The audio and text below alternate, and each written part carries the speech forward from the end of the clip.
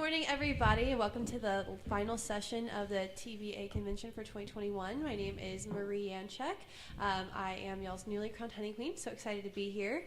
But in today's session, we're going to hear from 3 different representatives of the bee industry and their different perspectives on how to build a bee business.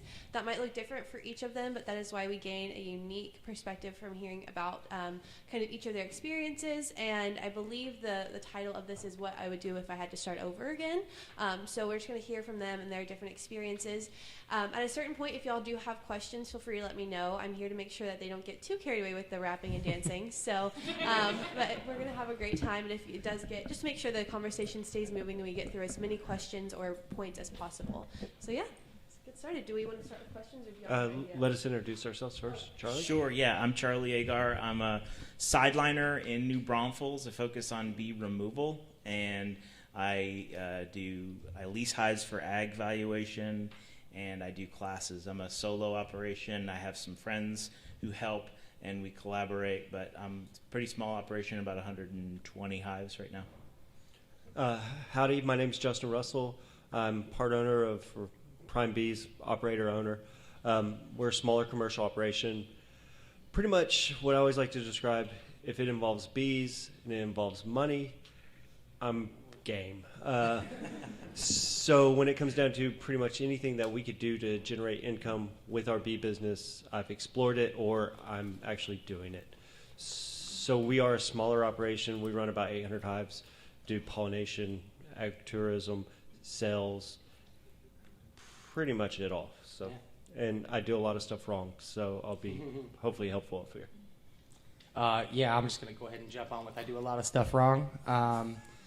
Jonathan Walker, and I work for Walker Honey Company, but also what comes with the name is a bunch of history. So I grew up at 6 years old thinking that everyone else had a beekeeper dad too. So my perspective's a little skewed on that, but I can totally agree with, like, if you had to get it right the first time every time, beekeeping is not for you. That's not your thing. It's very much a lesson in try again and take notes for sure. But we do a lot of everything too. Traditionally, my grandfather just produced honey for about 40 years or more. And then when my folks took over the business, it was about the time of, oh, hey, what's a mite? And the increasingly toxic environment that we all deal with on a day-to-day. So my introduction to beekeeping was, here's how you do it. It's really straightforward. And then, oh, by the way, it's not straightforward anymore. So I'm a big fan of that attitude of I mess it up a lot and not in a negative way, because if you can't make peace with that, then we're not going to get there. But we do, at Walker Honey, we do everything now. We used to be production. Now we do, all kinds of honey-related products, beeswax, soaps, candles, honey in the jar straight up, and then we also buy and sell honey from around the state and around the country. And in addition to that, in our little storefront in Rogers, we have, in the last 6 or 7 years, we've developed a Dancing Bee Winery, which is our mead-making half of the company, and we make honey wine and do that. That way, if the rest of the stuff in the store doesn't quite do it for you, we can loosen you up a little bit. So. All right, so thank y'all so much. Sorry, I kind of jumped in without letting y'all do that. But if there are any, do y'all want to start with questions from audience, or do y'all want to just talk first? All right, do we have any questions? Yep. Go for it. What's the word? Go ahead, go for it. Oh, I just wanted to make note, we turned the TV on last night and saw an episode of Rotten on Netflix. Hey. Famous. Yeah. All of a sudden this guy comes on, we're like, wait a minute, we saw that dude. Jonathan Walker has a pretty good deal, him and his dad on Rotten on Netflix. Well, and I'll tell you what I advise to everyone who knows me when watching that. What you hear on there, I think I got excited. I don't know what happened, but we were out in the bee yard, and I went right back into, like, my cousins and the way they talk who live out in the East Texas woods. I don't know what happened, but I was saying things like, first time I got stung, I swole up, and it was, I have no idea what happened, but like forever now I'm on Netflix talking like my roots. And Dad said something along the lines of like, I think you just get out in the yard and it's like back to natural or something. But it cracked me up. I actually had a friend who was like, I thought this guy looks familiar, but I don't know him because the guy I know that looks like this does not talk this way. So anyway, but thank you. You did good. Yeah. Any other questions relating to building a business, growing a business? Yes, ma'am. Yes. How do you, if any of you, do the ag placement for the ag valuation, placing hives? Does anybody do it in North Texas? So ag valuation has been a boon to my business, my small number of hives. I don't keep hives on any land that I own. So all of my hives are gaining passive income by being on other people's property. I'm in cruddy honey country. So I straddle I-35, Balcones Escarpment, and west of me, west and north is limestone hill country, right? Cedar. And then east of me is Blackland Prairie Dirt. The land is less valuable, but the beekeeping's better. So I kind of have a milk run and around, like kind of a circle around New Braunfels, and it's great. I think the key to the ag valuation stuff is that it's a partnership. It's not bee rental. So you gotta. I go out and meet the people, and I don't make it weird. I just like, hey, I gotta look you in the eye and make sure you're not someone I don't like or I don't feel good. If I get a bad feeling about it, I don't do it. I've had one go wrong, and it was all remote. It was a lady in Houston, and she needed them today, and I'll pay you extra, and I'll pay you, and she never paid me. And I had to go back and steal my hives back in the dark of night and said, okay, I got to know the people. I'm going on your land. So setting up that, you got a contract, right? You got to know what they should expect of you. They should know what to expect. You should know what to expect of them. Access, right of way to go get to your hives. But it's a great deal. It's a great deal. I hope it continues. I think it's awesome. How do you deal with colonies you lose? So I'll answer that one too, and I'll kind of share my experience. So I have about 70 yards that we do for 1D1, and everything is a partnership, as he was saying. So I like to have a lease agreement that allows me to be on the property, but then on the back side of that, we all have a service agreement saying what I'm going to fulfill and what my promises are to the client. And then along with that service agreement, we're going to ask for some type of money because I don't provide services usually for free, unless it's like a grandma or something. So with that being said, there are things that I specifically ask for, which is access to the property, how I'm going to access it, how close they can encroach on our hives. And then I basically tell them what I'm going to be offering them. And with hives that we lose, it falls under that. If I'm under a management, contract and I'm managing other people's hives, that's definitely, if we take losses, that's for them to kind of figure out what we're going to do about it. But even on the hives that I have properties where they have 20 hives or 40 hives or whatever, and they're like, hey, manage these for us. And in the management, I basically write in that I'll do the splits for them as long as they're paying for the queens. So I try to keep them at a certain number. All the bees belong to them. They pay for queens, and I do the splits. And usually we talk about treatments and stuff like that. But on all the stuff that I place, it's my bees, it's my property. I'm going to do whatever I want to with them, and all the losses I incur. So that pretty much means that they need to stay out of them. They can't touch them. All the honey is mine as well. So whenever I have a client, it's like, hey, how much honey am I going to get off of this deal? And I'm like, honestly, like, who knows? Like, maybe nothing. Maybe we might produce honey in this yard, and I can't give any kind of guarantees. So that's why whenever we talk about honey with a client, I have this little saying that I'll pretty much give a client as much honey as they want as long as they're not abusing me. So if they're like, hey, can I get a half gallon? I'm like, yeah. And they're like, is it from our place? And I'm like, absolutely not. But if you want to tell all your friends and family that it's from your place, like, that's your lie. That's on you. But this is from our stock, from all 80 of our yards, and whoever's producing whatever we're putting all together. And then we barrel it up. And then whenever it's time to deliver and do rent honey, they get a little bit, and, they require and ask. And then whenever people are like, hey, I need a gallon, and a week later, hey, I need another gallon, that's when I'm like, you're abusing me. Please stop. But hive losses, I incur all of that. So whenever I have a yard that gets wiped out, we're definitely going to see why we got wiped out or what happened. And I'm pretty sure almost every time that anything bad's gone on in a yard, it was my fault.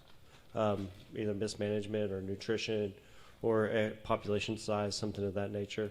So I make the mistakes, I pay for them, but we do have things written into our lease, in our service agreement, that if they spray and we have a loss because of a client, that they're definitely going to be financially responsible for that. So I want to jump in. So I started, my first lease client was a local quarry who put up a nature area, and they said, hey, we just want bees. And I said, okay, you're gonna buy all the equipment, and we're gonna buy a bunch of bees, and they're your bees, and I'll manage them. And then I lost bees because I'm a crappy beekeeper. And so I was like, what do I do now? And I kind of went back to the well with them, and they had a lot of resources. And then I realized, like, I would rather incur the liability and any upside and any windfall of a good honey season. And I share, just like you, very informally. They get this about this time of year before Christmas. They get a bag full of honey, and most of them, their benefit is the ag valuation and the tax break, and they like saying they have bees sometimes. But I that was my first experiment. Was you own all the bees? And I know a lot of people do that paid management, but I said I don't want to get into that. I want to just take all the liability and any upside and any splits out of non-honey productive yards. I just make more bees out of those weaker yards. I can still divide those colonies. And then I want to throw in real quick that I also have an agreement. Basically, since they are my bees, they are working bees, and one of our income revenues is I do almond pollination. So we go through in January, we pull our strongest hives out of all the yards, and I let people know, like, hey, like half your hives might be missing, but in most of your counties, you're allowed to basically be fallow or not have the hives on it for 3 months out of the year. So I fall under that 3 months. I say, look, we're going to disappear in January, and then we're going to be back in March. So just everybody sit tight. And a lot of times I do like to leave a couple of hives there as a place marker. And I'll be really honest. I take pictures of every yard we go to now. On all clients' yards, we take pictures. That's going to give us metadata. That's going to be location, time, everything. And so that gives us kind of an overfill, plus it helps with our data. So if I have a client, it's like, hey, I don't think you ever come here. Or we have a CAD who says, you don't have bees there. And I have a client saying, hey, I need proof that I have bees here. I have a whole list of photos of every time that we visited the yard with those hives. So it just helps out and kind of CYA for me. While we're still on contracts, do y'all have any kind of, like, what's the example that y'all went through? You just write it up yourselves, have a lawyer look at it? Like, how did you go about getting waived the contracts? So I contacted my local real estate agent, and I asked. Yeah, so my wife's a broker, and then we also have contacts through real estate law and things of that nature. And I think she scammed some stuff off the internet, and we put some stuff together, asked a couple questions, and came up with something that really worked for our outfit, because I had certain requirements, and every operation is going to be different, so you can't just take a stock one and just turn it in. So we took a stock one here, a stock one there, asked questions, and then we pieced something together that really works for us, I believe. And it's short, sweet, and it's simple. We've even had a couple lawyer clients who have helped us clarify some things when they didn't understand. So it's evolved a little bit, but not by too much. Keep it simple. I did the same. I pulled stuff off the internet, and I got a boilerplate pollinator contract and added it. I also did my contracts also for bee removal. I have a hive removal contract. I make sure that it's in English. I showed it to my attorney, who I've done some other stuff with, and she said, I would button it up in certain ways, but this looks like a contract written by a human, not by an attorney. Mm-hmm. And ultimately, if somebody wants to sue you or go to court, even any kind of hold harmless clause is BS, because they just sue you. So, so it's really just a CYA. But my contracts, I try to make them all in English, and then I read them to them. So we sit down. For the ag, certainly, we go point by point. They have a copy, I have a copy. Takes 10 minutes, and they seem to like that. So. Tanya? You guys are charging people, right? Even if they're your bees, everything, right? If they're my, I get so many people that want me to put free bees, or hook them up with somebody who'll just, Yeah. I'll give you my beautiful property for free. Will you please just put 6 so, hives there? so at the end of the day, Don't do it. I remind people that I value my time more than I value their time, which they don't want to hear. But everything I do is a value to me. So to get me on a property, we're going to have to talk about money. To place my bees anywhere, they're working bees. So we're going to have to talk about some kind of monetary compensation. Even though I'm not as expensive as most people out there, I still need some kind of money because honey doesn't work in my gas tank. And honey doesn't pay my workers. And a lot of people kind of don't get that. But whenever I remind people that, hey, I have a full business, and whenever you call me, you're calling a business line. And I have expenses, and we have to cover those expenses. And without covering those expenses, I can't drive my truck around. I can't do the things that we need to do as a business.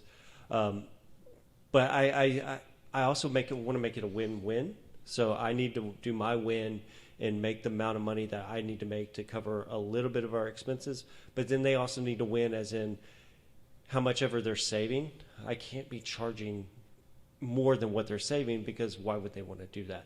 So it all depends where your region is and how bad somebody needs something and kind of what their savings are is how I look at it. It's the value of the land, too. Well, So, yeah. You're placing so many of your bees on crappy property. That's the thing I find in my area, Southwest Boston. Yep. Right. You know, the hill country just isn't the best place to put bees, and so you get.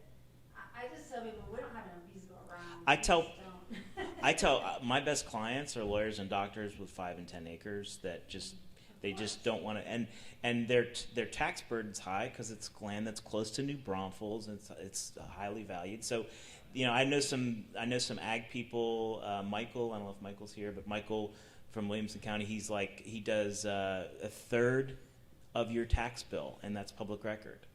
So would you want to pay a third of what you'd pay in property taxes if you had an ag valuation?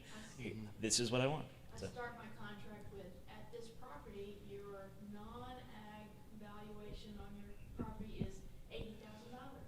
With ag, it's $8,000. Right, there you go. That's What great. it's going to be.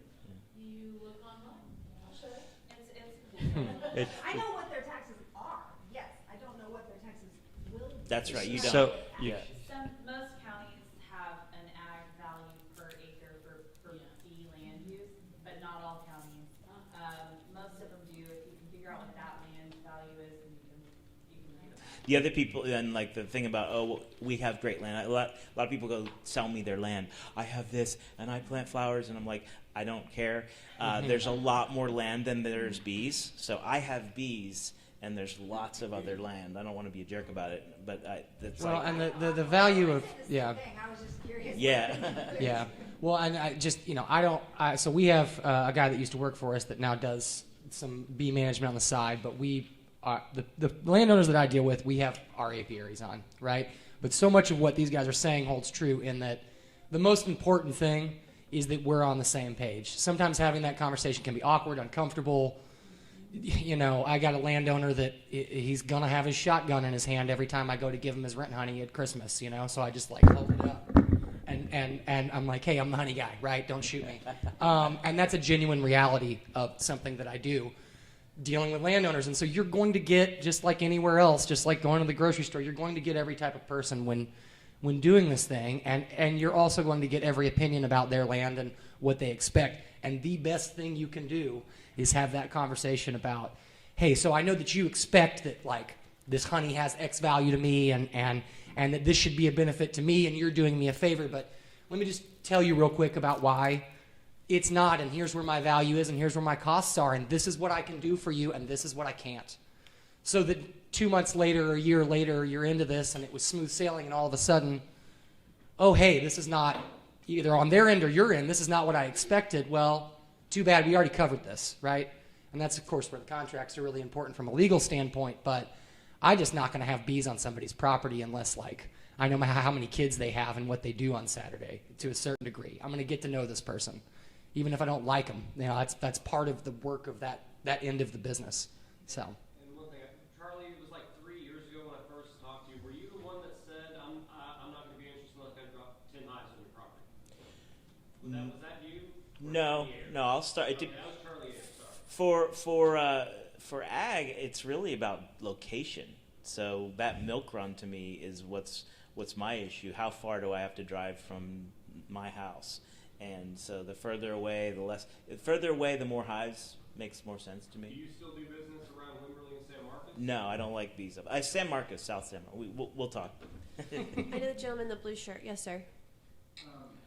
So, no, I'm sorry, but being a commercial beekeeper, it doesn't seem like you have the time to super micromanage each hive.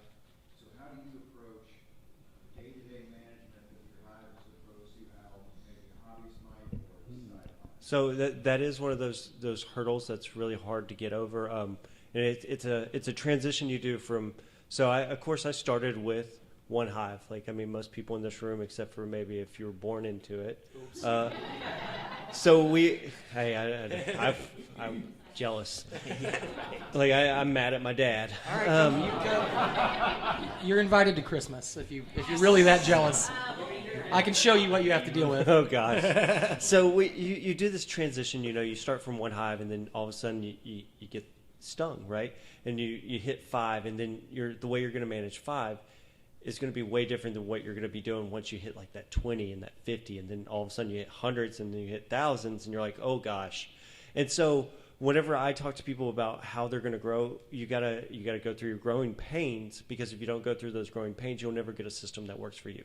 So what I did to become a commercial beekeeper was I talked to commercial beekeepers. I'm kind of a strange guy, but I have a wife who's really outgoing, and so she would like, hey, let's go meet this guy, and I'm like, oh, okay. And then I'd ask the hard questions, and I'd ask some dumb questions, and I'd get hard answers and dumb answers.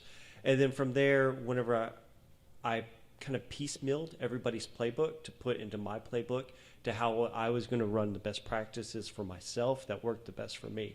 But whenever I look at managing my bees, we have about 80 bee yards.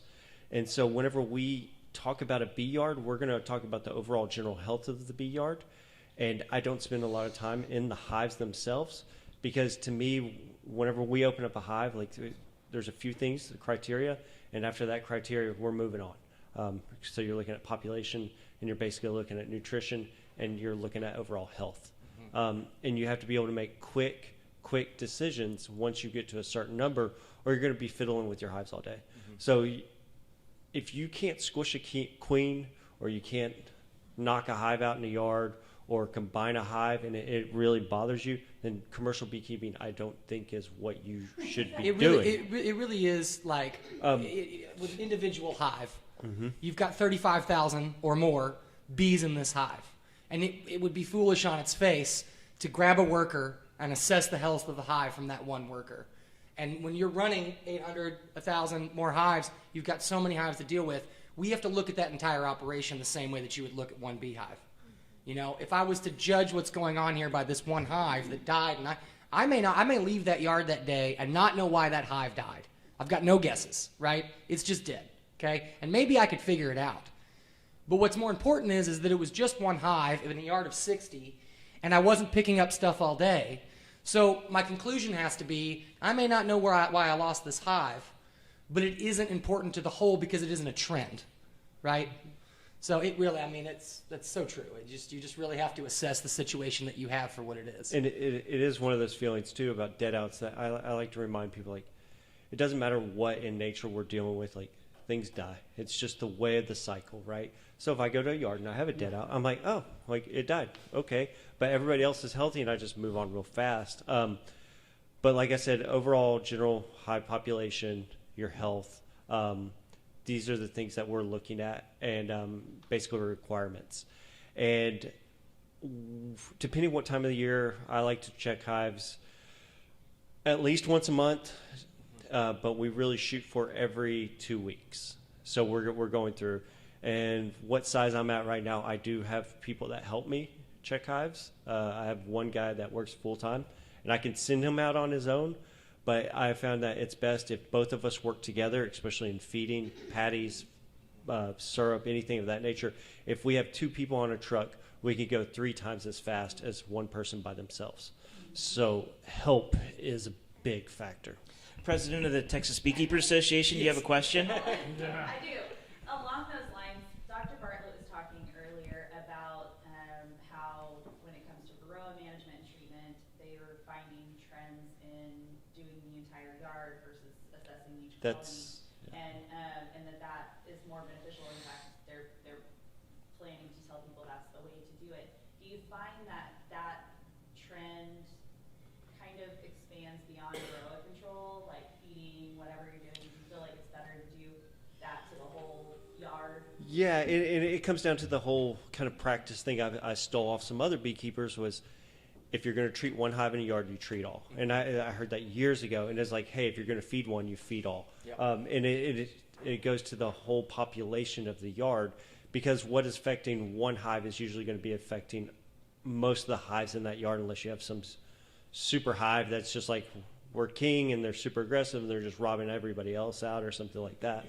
But yeah, we really try to treat everything as, in one yard, we try to treat it as one big organism. And that's whenever treatment, we just treat it all so we don't get drift of the mites. And honestly, on our how we take notes, we don't have like, how is this hive doing? How is this hive doing? How is this hive doing? It's a general hive health of the yard. So it's like a super great, meh, pretty good, okay, meh, this is really bad. We need to talk about this yard. We do a 5-number system, and it can be in many categories. The main one being just general hive health. What would I give this hive? A 1 to 5. 1 being they're going to die next week if I don't do something for them. 5 being they don't need me, right? Everything's golden. But we'll do that. All I do is just keep a spreadsheet, and it's just by yard. But in the same way that he was talking about, excuse me, my goodness. In the same way that he was talking about, like you do the same thing in a whole yard, I will do that with the smallest amount of experimentation. I'm putting out pollen patty, right? I'm giving them some protein supplement. And anybody that's messed with pollen patty knows you can give a hive too much. And if you give them too much, you're going to have problems with hive beetle and different things because they're not consuming it. It's just sitting there. And so if I want to experiment with that, and I want to say, okay, I've been giving them a third of a patty, but I kind of think a quarter makes more sense, then I might do what I've been doing at every yard, a third of a patty, and then I'll take one individual yard, and that whole yard gets a quarter, and then we compare. You know, I mean, it's so much to the point that, like, other than a ranking system, most of my numbers are kept in percentages, not individual hive numbers, because that's how you monitor a trend, you know? Anyway. Yeah. Ditto. Do you have any other questions related? Did that answer your question? Oh, yeah. Perfect. Any other questions related to that topic or new topics? Yeah, shoot. So it seems like your mindset, and I'm really new to the whole beekeeping thing, but it should be prophylactic treatment, you know, doing what you need to do before there's a problem, not running around trying to fix problems. And like you said, if a hive dies, it just things die. Yeah, so what you're saying is a thing that we talk about is the 60 to 90 day out, right? So everything you're going to do in a hive is going to be, you're not going to see, usually you don't see immediate responses from hives because of the organism itself and your brood time and things of that nature. So like we're going to ship off to almonds on February 1st. And so everything I do now is going to affect that date, right? So everything is always going to affect you in the future, but we're always looking 60 to 90 days out. So if we're trying to get ready for a honey flow, say May 5th tallow, we're going to want to be preparing at least 60 days before that, getting them ready and getting them really built up to hit that flow, because it's always, it takes a couple of cycles to get where it needs to be and to show the effects of what you've done. And if you've done some really bad stuff, sometimes you don't see it for 60 days as well. So it's hard to like figure out like, man, what did I really do to this yard? But you really got to look 2 months back, 3 months back to see what was going on at that time period and why you're now being affected. But a little syrup goes a long way in my book. A lot of syrup, usually not great, but like I could see you could see a difference in a hive with a little bit of syrup pretty quick because it starts stimulating and showing that flow. Since this is called What Would I Do Differently, learning from my mistakes, what are you guys, some of your big things? Like when you started, you did blank, and then you went, oh my God. Like, I'll give an example of us. We started right at the time that they told everybody, you just have to use screen bottom boards. So Chuck and I said, all right, fine, and we built all our bottom boards with screens in them, and then went, oh God, this is stupid, and then we had to change everything to solid bottom. That was our big thing that we changed that first year. Like, I'll tell you when I first came back, and basic standard story of young guy thinking he's got a bright idea when the old man's been doing it the same way forever. And sometimes I'm right, but in this particular way, we got really into this concept that feeding in the hive was not as stimulating to the bees because of the nature in which they bring in nectar as setting up a feed bucket adjacent to the yard and having the bees go get it. And what we found out was, like, yeah, it could be a little bit more stimulating, but the trade-off wasn't in balance with the amount of labor we were putting into it. So I spent 3 years trying to convince myself and the company that putting syrup buckets out and having them feed it made sense for us. Now, if I've got 3 hives in the backyard, I'd still be doing that. But it didn't work for the way we were running our operation, So it's, I don't know. I said earlier in my earlier talk, silver bullets don't exist. They're a myth. And I just lean on that. And because all of our situations are as varied as we are, and especially when you factor in something like region, location, environment, floral sources, I mean, there's just so much variant that there's nothing that I do currently that I feel like, yeah, I'll do this way forever. I don't know. Attitude-wise, that's just what I stick with. Question on your open feeding. As you observed it, what was the biggest cause that you went away from that? Was it the Truly, of the parasites, the mites, or was it some of the hives not feeding all the way? well, and yeah, I heard you say drown. That wasn't. We had a pretty good system for it. We had 5-gallon buckets with syrup in them, and we would put an amount of buckets that was equivalent to, like, we were obviously like learning as we went, but like monitoring how much they were consuming and how quickly. Mm-hmm. The issues we had were, we had 5-gallon buckets flipped upside down with we did a lot of test buckets to get the vacuum of that bucket versus how much the bees could pull out of it, that balance right, because you need like a suction to keep it from running out of the bucket, but you also want them to pull it out at will, right? So we finally get this lid dispersion right, the amount of holes at the right size that makes sense for the physics of it. But what it ultimately came down to was it was just too much freaking labor. I was, it seemed in my head like we fill the buckets up at the shop, we put them on the truck loaded, we go out, we set them out. How easy could that be? But there was a lot of cleaning, and then you have issues with buckets where, even as much as we tried to science down the physics of this thing working, we still had buckets that didn't draw the same way, and then they'd get mold on them, and now I've got bad syrup, and I'm wasting syrup, and if I just put it in the feeder in the first time, we wouldn't be here, So, I mean, that's one of those ones where it's like it was a good concept. It didn't fit into my program. It wasn't necessarily that it didn't work. It was that it didn't work for me. And that has more to do with the amount of hives that I'm running than it did with how effective the procedure was, Yeah. But I mean, we made it work. It was a functioning system. It just was more labor than I wanted to deal with. Yeah. And it does stimulate more than feeding in the hive. It is a better. Well, and I forget, because it was a few years ago when we had this notion, and it was based off of some research on the way that the bees react to the nectar coming in through the entrance versus it just. I mean, I'm sure we've all experienced putting feed in a hive, and that hive looks like it needs it, and for some reason they're really not going at it like you expected them to, and that's because this is not how getting food works for them and never has. And so it makes sense that would be an issue, and it is a better way to stimulate hive production, egg laying, and hive growth. I just had to make a call of, you know what, it's not that much better, and I'm really tired of these buckets, is ultimately what it came down to. Yeah. Those are really great example of a good way to, what you would have done differently, or a good perspective on making a fairly big mistake starting out, but correcting it and figuring out that it wasn't wrong, it's just not right for you. Right, Which is a great right. perspective. Anybody else want to share that?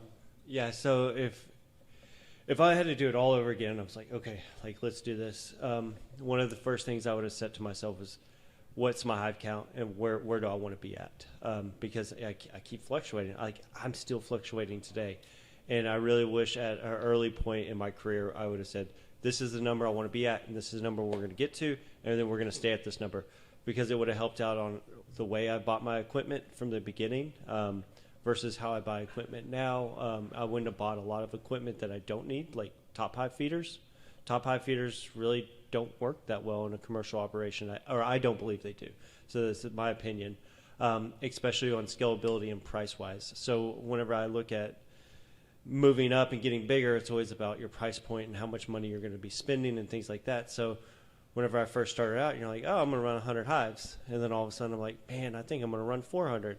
And then next thing you know, like, hey, I'm going to run 800. And like right now I'm like, man, I think I'm going to get to 2,500. And so these numbers that I'm looking at and like how I want to scale it, I wish I would have just, sat down with somebody at the very beginning and they could have told me like, hey, you're stupid, but I'm going to help you out and tell you how to get to this number. Because it would have affected my purchasing power, right? So me buying 1,000 frames is different from me buying 10,000 frames. And buying feeders and things of that nature.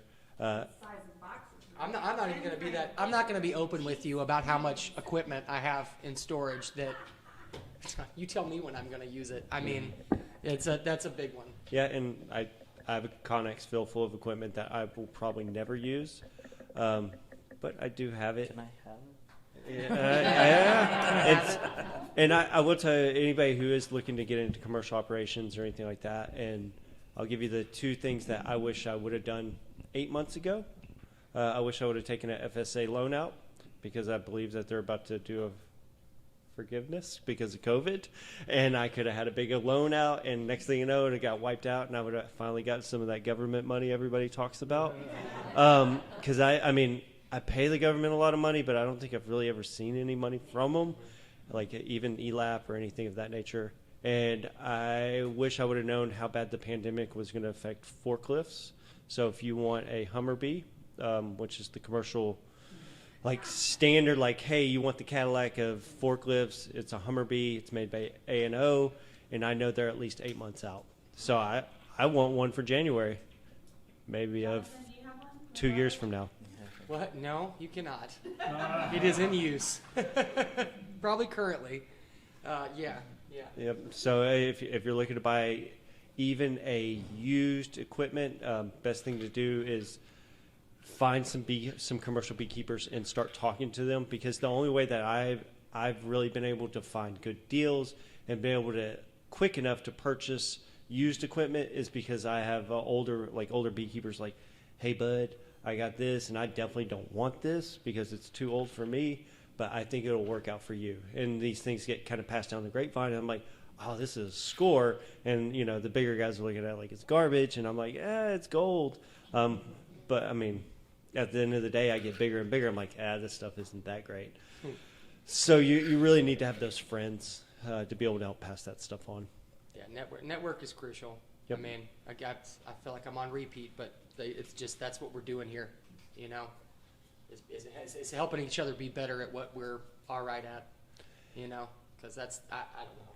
It's just always a moving target. Yeah, and I'm not talking smack about any kind of second, third, or fourth generation beekeeper. But in my general experience, usually the first generation beekeepers are way more willing to help out other first generation beekeepers. Mm-hmm.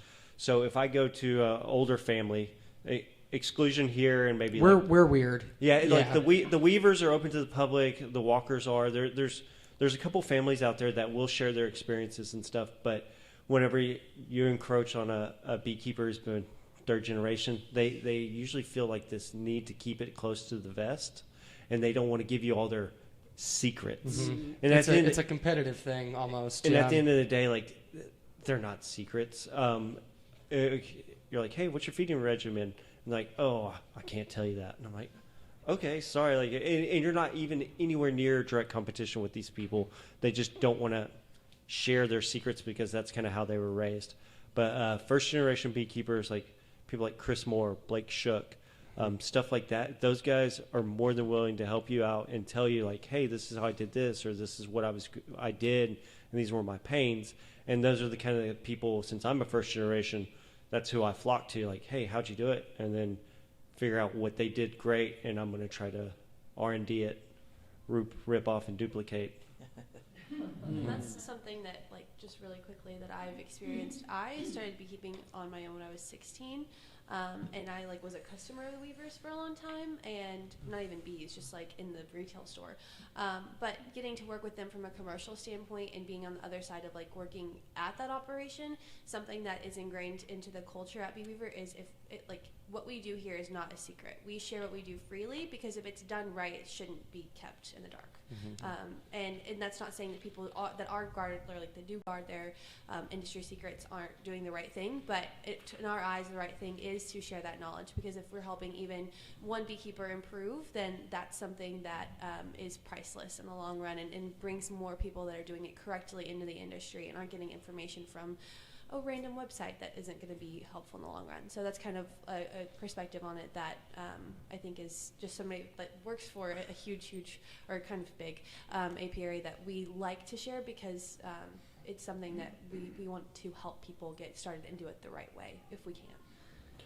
Yeah, and so when asking questions to other beekeepers and you know where you want to get or where you're trying to get to, one of my biggest things I always did was I was always asking the guy who's bigger than me, right? So if I'm asking a guy or a gal who runs a larger operation than myself, then I kind of know like what they're doing that might be different from me.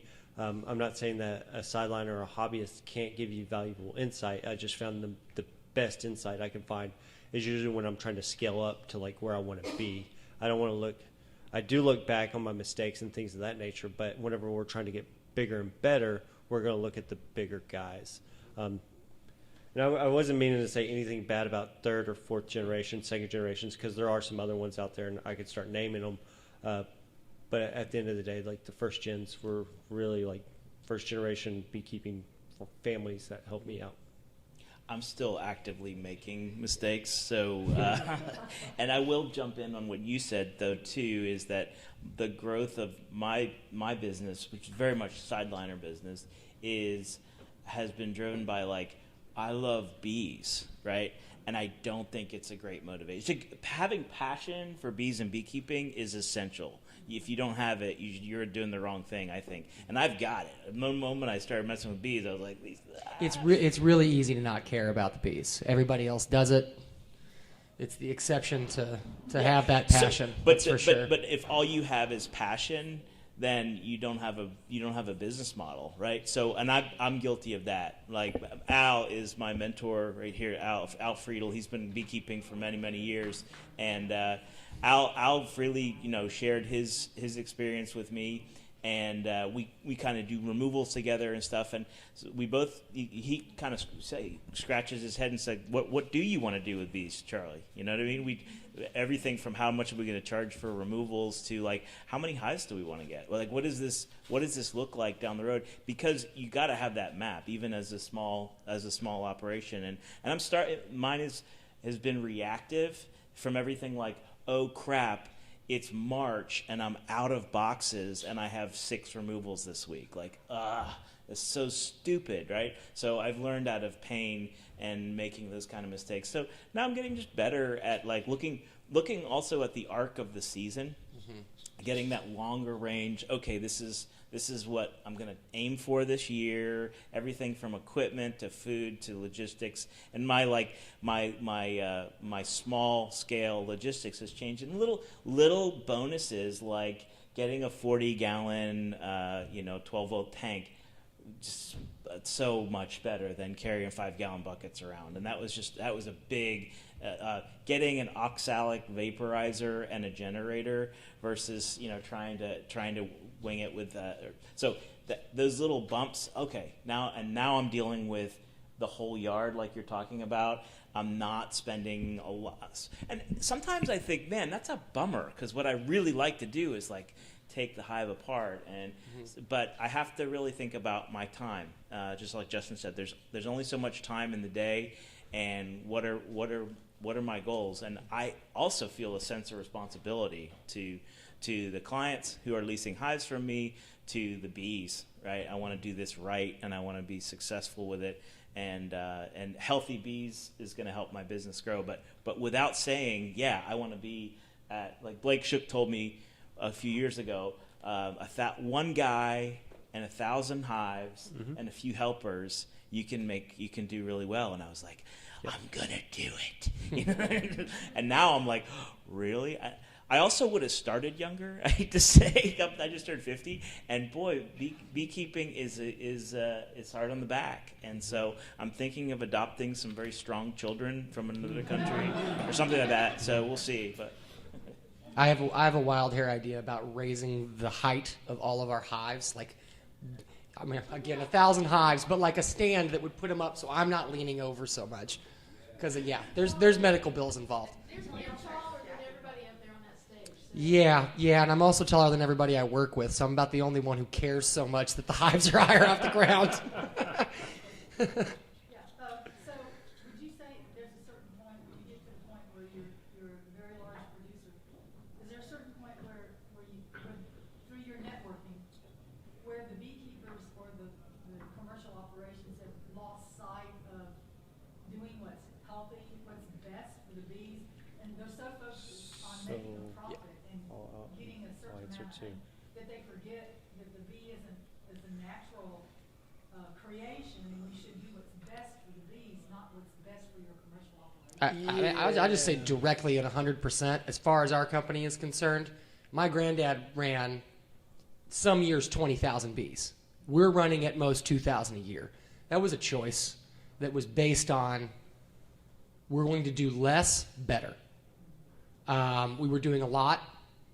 The dynamic changed. My granddad ran a lot, and he did it well, but he wasn't dealing with the 20 factors that I deal with bees. It was just, frankly, a lot easier. In 1996, there was 10% hive losses or less annually for commercial beekeepers, and now it floats between 30 and 40 annually. When you're almost losing half of your bees every year, and you're checking all the boxes, that's a different business model. So there's absolutely. So there's a direct correlation between how well you can keep bees and how much money you're going to make, right? So even if we look at a really large commercial operation, we don't think they care about bees. I'll tell you, hands down, they are going to care about bees. It's just like any kind of cattle rancher who has livestock, and you're like, they don't care about the cattle. They send them to the slaughterhouses. I'm like, but that's how they make their money. And they care about that health of that cow all the way up until the day that it goes off to the slaughterhouse. Same thing with a commercial beekeeper. We're going to really, really care about the health of our hives, because the more healthy hives we have, the more money we're going to make. And I'll be honest, like, I have a huge passion for bees, but I'm in the bee business to make money as well. And if I'm not making money, I'm going to go back to what I used to do for a living, because I need money like most people do, unless you're on a trust fund or something like that. So I got bills to pay like everybody else. But I see even the bigger guys who you don't think care about it, they truly care, because you look at some of the larger commercial operations, they're the ones who help fund Project APIS. You see the Butterfly and Bee Habitat Coalition. That's going to be Young Blood and some of the other guys. Like, they're the larger commercial operations that you don't think care, but they truly do care, because they know that that's the future, and that also directly says, hey, this is how much money we're going to make. Because if you have sick bees, you can't do pollination. If you have trashed out bees, you're not going to make a honey crop. So at the end of the day, everybody's like, oh, you're just in it for the money, but it really is like, if we don't have good bees, any kind of commercial or anybody in the bee business, if you don't have healthy bees, you're not doing your job. It ends up being mutually beneficial too, because those larger beekeepers are the ones donating hives to researchers, allowing access to apiaries for researchers. A backyard hive beekeeper can't, because their numbers wouldn't make a dent in a population, experiment. So there's a lot of symbiosis that happens between, and really the numbers reflect that. Commercial beekeepers statistically take better care of bees? Yep. So if you look at your annual losses, a hobbyist is going to have larger losses almost every time more than a larger operation. There are exceptions to larger operations whenever they have, and even those larger operations, they are like, what happened to you guys? And there's a famous guy who came out and he was like, it was piss poor management. And he said, basically admitted it was like, we did some bad stuff and we weren't treating the bees how we were supposed to be treating them. And they showed us and it reflected, and they would lose 300 in a yard or something of that nature. And I mean, even me being a smaller operation, like I donate hives to studies all the time because I want our bees to be healthier and better, and anything I could do to help us get us there, I'm going to be donating. One of the numbers like people just don't really think about at the end of the day, 10% of the beekeepers own 90% of the bees, right? So there's a really small population that own most of the bees, and the reason they can own most of the bees is because of the work ethic, and also their strive to keep that stuff alive or to work harder. And I hear save the bees a lot, and I'm like, yeah, that's great, but at the end of the day, people are like, hey, what do you think about save the bees? I say, honestly, don't worry about the bees, save the beekeeper. Because if we keep a beekeeper and we keep a commercial beekeepers around, we're always going to have bees. Because we're the guys who make a living off of it, who are going to strive to make sure that cute little bug is alive the next year so that we can continue what we're doing. My running joke is that I work in housing and healthcare, not beekeeping. True that. And I'll use that sometimes just because I don't want to tell you I'm a beekeeper, because I don't want you to ask me if I've been stung before. But truly, I mean, that's what it is. It's if you're not managing the wellness of your bees, then your operation is only going to function for so long. It's just necessary. Yep. How are we on time? We're getting close, so we'd like to We're there? wrap it up. Good.